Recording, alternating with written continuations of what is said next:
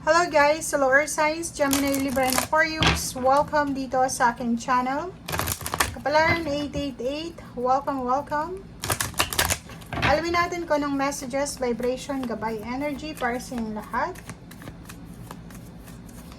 Ito general reading, so pwede kang makaresonate. Gamitin mo yung intuition sa panimuan.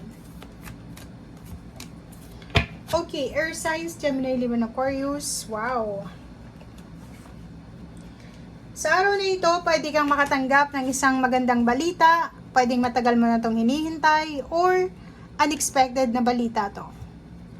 Ang balitang ito is pwedeng makatulong sa'yo para makaalis ka sa kahirapan sa pinansyal or kahirapan sa emosyonal. It's either travel siya, pwedeng sa araw na ito is matanggap mo yung kontrata na kailangan mong permahan, parang confirmation na siya na pwede ka na makaalis, ready na yung visa mo, ready na yung plane ticket mo, or ano pa man. So, comment down below, Air Signs, Gemini, Libra, and Aquarius, if possible, or if nararamdaman nyo to sa araw na ito. Okay? So, dito sa 37 na to, 7, 8, 9, 10, matatapos na to. 'Di ba? May mga financial problems kayo na posibleng matapos na, dahil dito sa travel na to, relocation, or sa movement na gagawin mo, or dahil dito sa magandang balita na darating sa'yo sa araw na ito. Okay, thank you.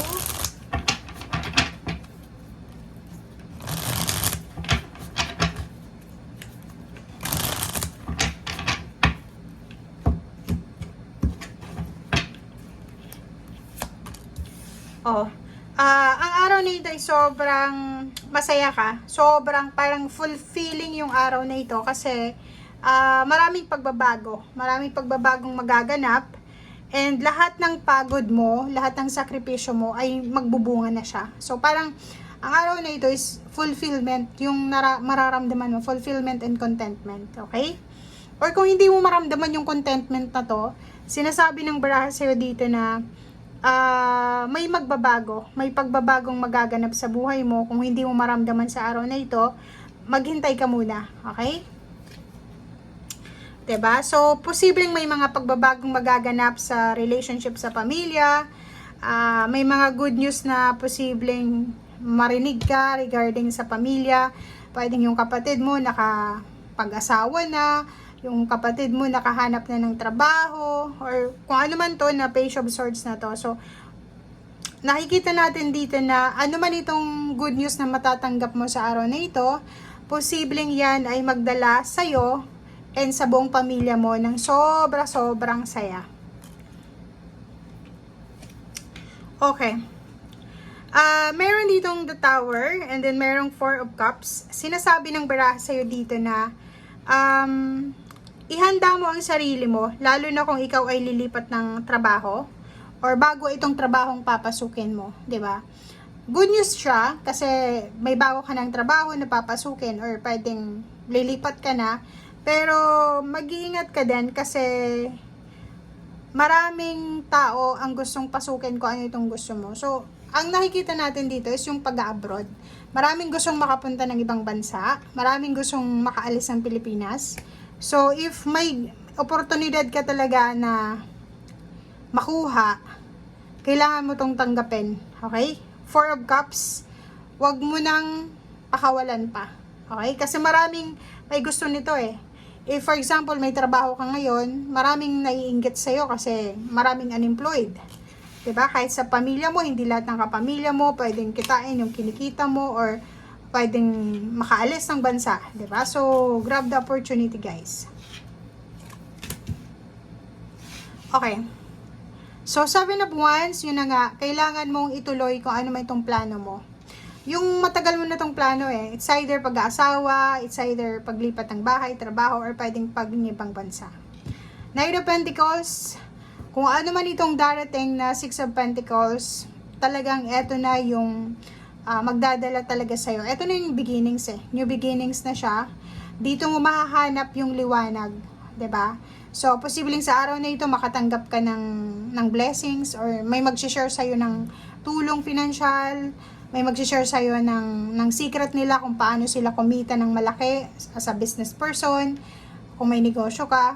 may pwedeng mag-share sa'yo ng information kung saan ka pwedeng mag-apply na trabaho na mataas yung sweldo. So, ang dami-daming good news dito tungkol sa pera. 'Di ba? King of Pentacles, yun yung focus ng baraha sa ngayon.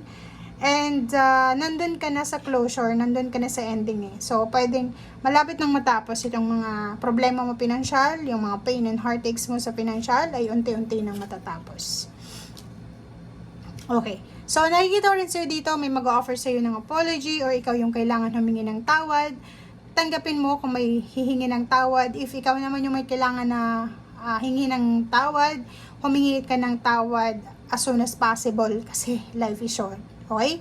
King of Pentacles, sinasabi ng baraha sa'yo, like, kung dati ay sobrang namumroblema ka sa pera, hindi mo alam kung saan ka lalapit, hindi mo alam kung paano mariresolve yung mga issues mo, pwedeng ngayon, kung may pera kang matatanggap sa araw na ito, pwedeng makabayad ka sa utang mo or makaalis ka sa Ten of Swords. Diba?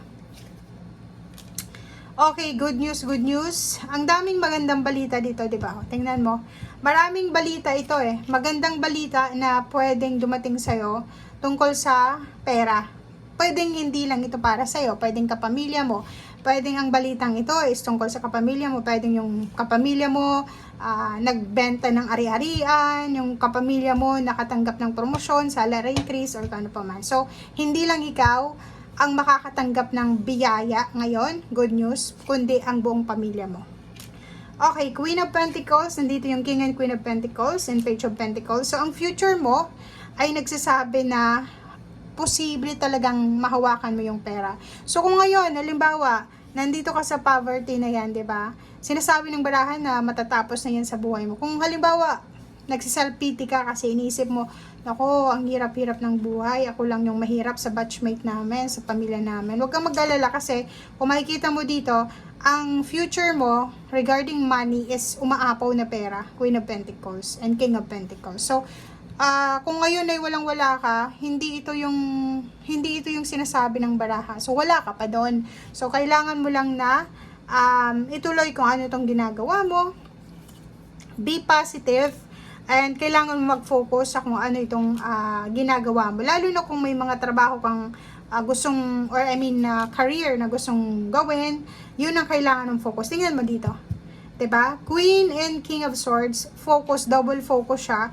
Mag-focus ka sa kung ano itong paparating na swerte, kung ano itong paparating na pera, yung diskarte, strategy para makuha mo yung pera. Okay?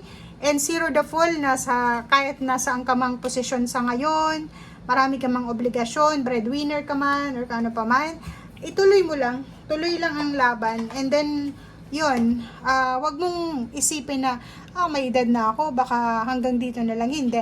Zero the Fool, sinasabi ng baraha sa'yo dito na, may time para sa'yo, may perfect timing para sa'yo, may timeline para sa'yo, and lahat ng obligations mo, lahat ng duties, responsibilities na pasan-pasan mo sa ngayon, ay posibleng matapos yan, and makakapagsimula ka ng bagong buhay. Okay? Thank you guys. Bye!